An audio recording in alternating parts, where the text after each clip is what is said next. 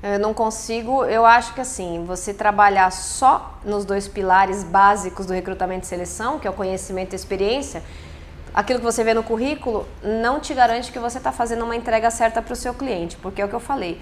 Se ele precisa de uma pessoa com determinadas características de perfil e eu não apliquei o perfil, como é que eu vou saber que aquela pessoa que eu estou colocando lá atende?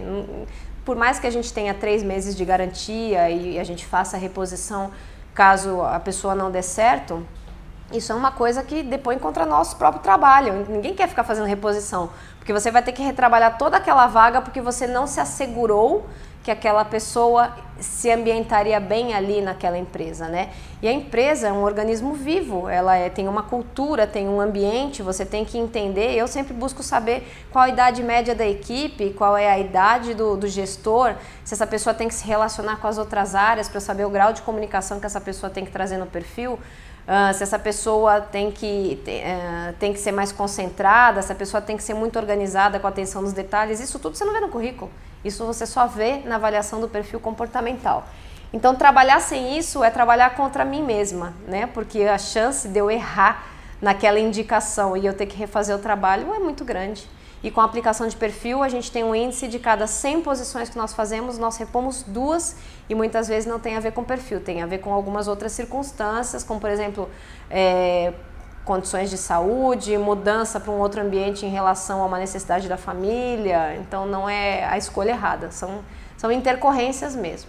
Os psicólogos que conhecem perfil comportamental conseguem, através da entrevista, pensar alguns elementos de perfil. Então, através de determinadas perguntas que nós fazemos, nós conseguimos saber se essa pessoa tem um dominância baixa ou alta, comunicação baixa ou alta, se o sentido de urgência é baixo ou alto, mas isso é uma coisa que demandaria tempo.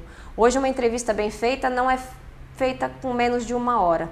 E nós processamos muitos volumes, são muitas vagas, muitas empresas, muitas pessoas e você não tem um instrumento para trabalhar em volume.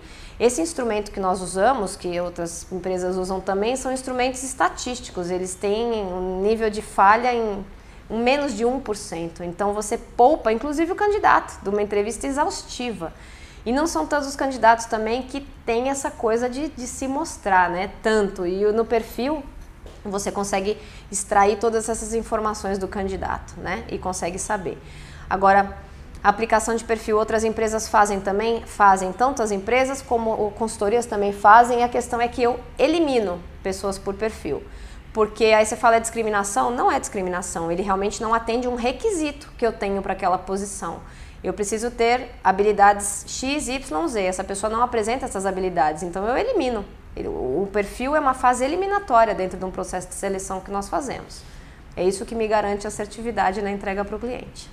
Eu estou prestando um desserviço para a empresa e para o próprio candidato, se você for pensar, porque você pega uma pessoa e ele tem o conhecimento, ele tem a experiência que aquela posição pede, mas ele não tem o perfil adequado. Te dou um exemplo em dominância. Esse cara tem que ser um nível de liderança, mas ele é uma pessoa que tem dominância para o lado baixo. Não é da natureza dele liderar, ele é uma pessoa mais cooperativa, ele se sente bem em grupo, ele se sente bem com as pessoas, fazendo parte de um grupo e não encabeçando um grupo. Entre ser locomotiva e vagão, se eu preciso de uma locomotiva, eu estou pondo um vagão. Você exigir que um vagão puxe um trem é uma coisa que é ruim para ele. Ele vai ser muito pressionado, ele vai fazer, ele até vai tentar fazer aquilo. Isso já significa que ele vai estar em sofrimento. Então eu estou prestando, na verdade, um desserviço para as duas pontas. Para a empresa, porque ele não vai ter uma pessoa performando de acordo com o que ela esperava, e para a própria pessoa, que vai estar sendo exigida de uma coisa que ela não pode dar.